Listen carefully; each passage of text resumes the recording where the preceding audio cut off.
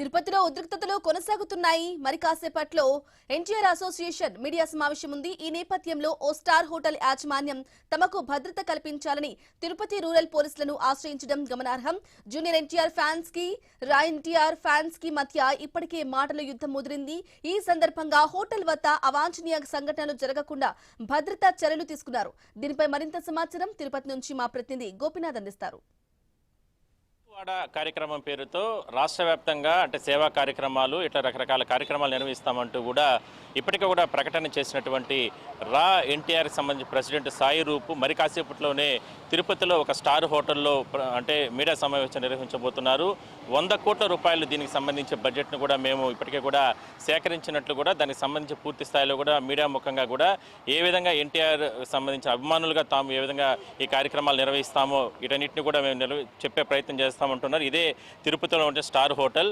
ఇక్కడే మరి కాసేపట్లో ఈ కార్యక్రమాలన్నింటినీ కూడా నిర్వహించడానికి మొత్తం కూడా కంప్లీట్గా ఇప్పటికే కూడా ఏర్పాట్లు చేసుకోవడం జరిగింది.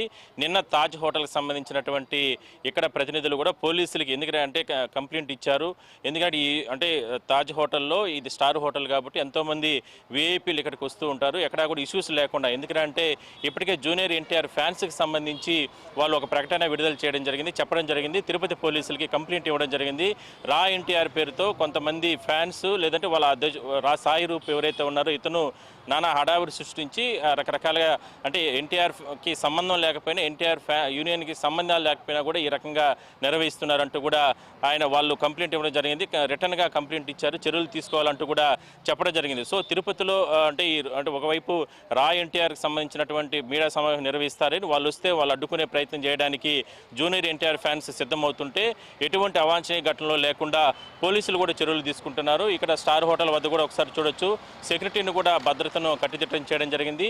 ఇక్కడ ఎవరిని కూడా లోపలికి అనుమతించడం లేదు. ఎందుకంటే మరి కాసేపట్లో ప్రారంభం కాబోతున్నటువంటి దీనికి సంబంధించి రాష్ట్ర వ్యాప్తంగా ఒక ఉత్కంఠ అనేది కొనసాగుతుంది. ఎందుకంటే దాదాపుగా 100 కోట్ల రూపాయల బడ్జెట్ అంటే అంత ఆషామాషి విషయం కాదు. మరి 100 కోట్ల రూపాయల బడ్జెట్ వీళ్ళకి ఎవరు ఇచ్చారు, ఏ రకంగా సేకరణ చేస్తారు, ఎందుకు ఈ రకంగా వాళ్ళు ప్రకటన చేస్తున్నారు, ఊరువాడ కార్యక్రమం అసలు ఏంటి, ఆ కాన్సెప్ట్ ఏంటి, ఇట్లా రకరకాలుగా అంచనాలు ఇప్పటికే కూడా సోషల్ మీడియాలో కావచ్చు ఇట్లా మీడియాలో రకరకాల కథనాలు వస్తున్న నేపథ్యంలో అసలు అంత వీళ్ళ వెనకాని ఎవరున్నారు, ఈ ఏదైతే రా ఎన్టీఆర్కి సంబంధించినటువంటి అసోసియేషన్ ఎవరైతే అధ్యక్షులుగా చెప్పుకుంటున్నారో సాయి స్వరూప్కి తమ ఎన్టీఆర్కి ఫ్యాన్స్కి లేదంటే ఎన్టీఆర్ కార్యాలయం ప్రధానంగా ఒక లేఖ విడుదల చేసింది. వాళ్ళు ఎవరు మాకు సంబంధం లేదు, వాళ్ళు ఎవరైనా సరే ఇలా అంటే డబ్బులు కలెక్ట్ చేసినా లేదంటే ఎన్టీఆర్ పేరుతో ఏదైనా సరే చందాలు వసూలు చేసినా వాళ్ళపైన కఠిన చర్యలు తీసుకోవాలంటూ కూడా ఆ ఫ్యాన్స్ కానీ ఆ కార్యాలయం కూడా ఇప్పటికే కూడా ప్రకటన చేయడం జరిగింది.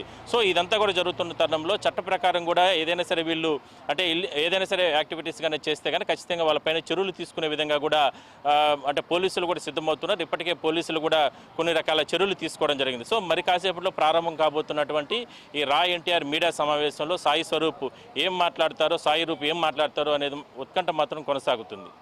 వీడియో జర్నలిస్ట్ రాజేష్తో కలిసి గోపినాథ్, ఐ న్యూస్.